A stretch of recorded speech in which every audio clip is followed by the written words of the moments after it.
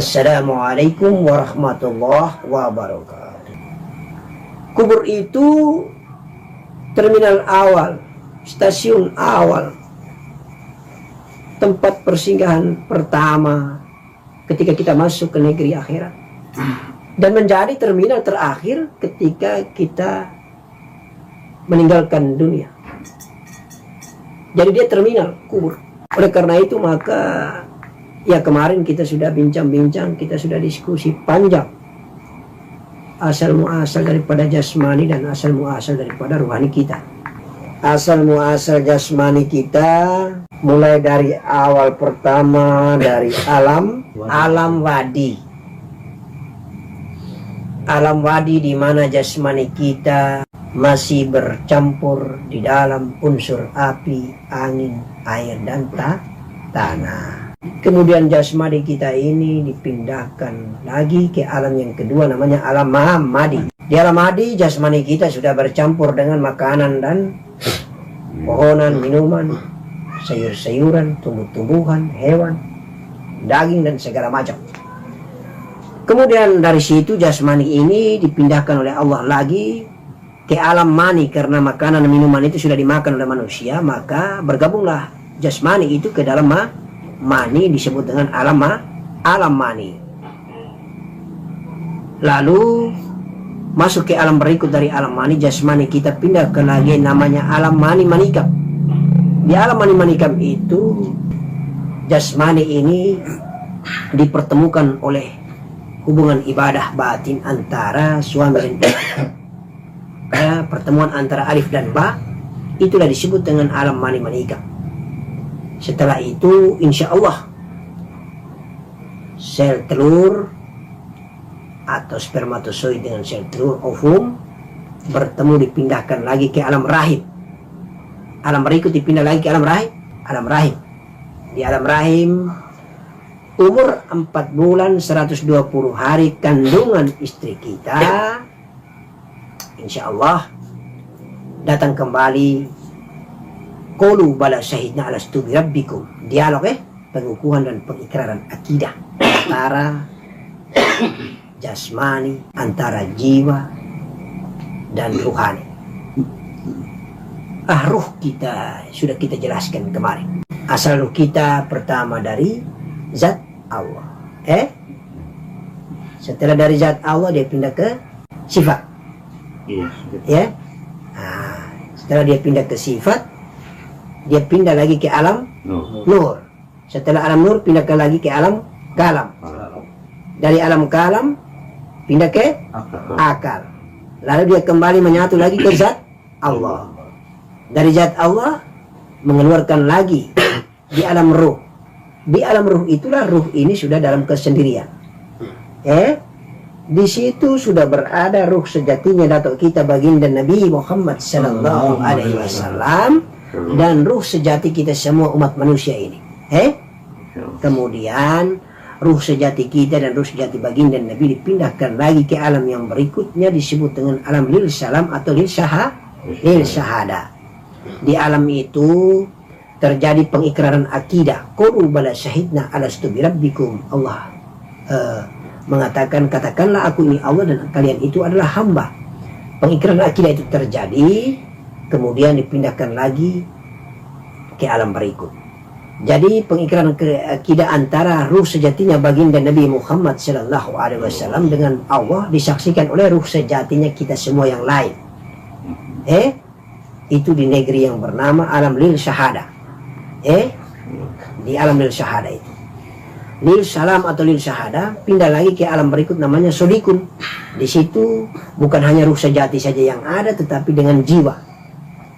Jadi ada jiwanya baginda Nabi dan jiwanya kita semua menjadi saksi. Terjadi qalu bala syahidna alastu bi rabbikum yang berikutnya, antara ruh sejati kita semua dengan ruh sejati baginda Nabi kepada Allah subhanahu wa ta'ala. Lalu mentok dipending lagi semua ruh sejati dan jiwa itu di alam yang baru namanya alam mustafa atau alam arwah. Disitulah kita punya ruh sejati semua dengan ruh sejati baginda Nabi bergabung dengan jiwa, bersiap-siap untuk menyatu menjadi nyawa, menanti diciptakannya jasmani manusia. Kemudian di situ juga ada jiwa jasmani yang sudah meninggalkan dunia menanti datangnya kiamat. Itu alam satu namanya alam arwah, alam mustaq, atau insyaallah seperti itu. Lalu sambil menanti, kita sudah tahu tadi, jelaskan tadi tentang proses penciptaan jasmani dari alam wadi, madi, mani, manika. Maka terjadilah. Maka rohani ketika menyatu dengan jiwa disebut dengan nyawa. Paham ya? Ruh bukan jiwa. Jiwa tidak hidup kalau tidak ada ruh. Ada ruh masuk ke jiwa disebut dengan nyawa. Hiduplah jiwa itu. Jiwa itu yang sering kita tidur malam kita lihat dia jalan. Seperti diri kita itulah jiwa. Jiwa itu juga adalah merupakan nafas kita yang keluar dan masuk, sehingga kita mengibadahi jiwa itu dengan cara berzikir nafas. Zikir sesungguhnya kita sudah tahu dibagi ada 4 bagian: zikir tubuh, zikir hati, zikir nyawa, zikir rahasia. Zikir tubuh, zikir la ilaha illallah dengan menggunakan zahir. Zikir hati hanya diam saja, hati yang berzikir dengan menyebut Allah, Allah di dalam hati. Zikir nyawa itulah zikir nafas. Terserah kita menggunakan nafi isbatnya, Allahu, atau dengan kalimat zahir huwa, huwa, huwa. Tetapi lebih banyak kita menggunakan dan mengamalkannya dengan menggunakan zikir nafas.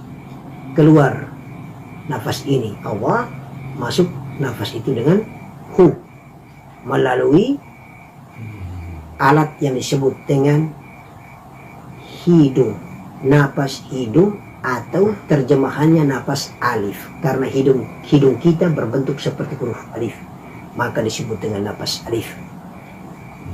Datuk kita Sayyidina Ali radhiyallahu anhu karamallahu wajh dipesan dan diberi amanah oleh datuk kita baginda Nabi Muhammad sallallahu alaihi wasallam. Hai Ali, duduklah engkau bersila, angkatlah kakimu, letakkan di atas paha kirimu, katupkanlah kedua bibirmu, tutupkanlah kedua pandangan matamu, katupkanlah pendengaran telingamu, letakkan lidahmu ke atas langit-langitmu, membentuk semedi alif atau seperti huruf alif, tegak berdiri lidahmu dalam posisi katup bibirmu, katup pendengaranmu, tertutup kedua pandangan matamu. Matikanlah semua yang ada, yang hidup hanya Allah. Zikirlah dengan nama Allah, Allah, Allah. Biarkanlah la ilaha illallah dalam sebutan zikir itu menyebar sampai ke sumsum, sampai ke urat, sampai ke darah.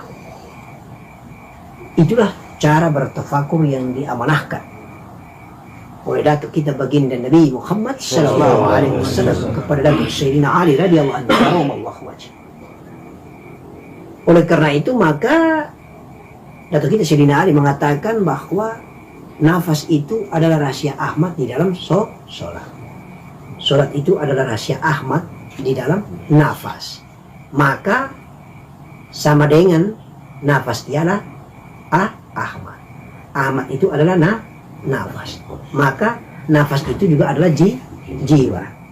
Ahmad itu juga adalah jiwa. Jiwa itu bernama Ahmad. Iya. Hakiki paling tertinggi di jasmani ini adalah api, angin, air, tanah. Sebelum dia masuk menjadi makanan minuman, kemudian masuk di mani. Jadi asal muasal jasmani atau jasad kita dari unsur api, unsur angin, unsur air, unsur tanah. Maka tidak mustahil kita punya daging ini selalu saja kita cuci, kita kasih bersih dia dengan kulit, kita punya kulit kita kasih bersih dengan sabun manapun, tetap dagingnya tetap ada. Hawa panas unsur api yang bersumber daripada nur Allah, nur Muhammad, itu selalu ada. Kemudian hawa sejuk dari rasa angin, unsur angin selalu ada. Semua 4 unsur itu selalu kita rasakan di dalam kita punya jasmani. Tanah berasal dari air, air berasal dari angin, angin berasal dari api, api berasal dari Nur Muhammad. Assalamualaikum warahmatullahi wabarakatuh.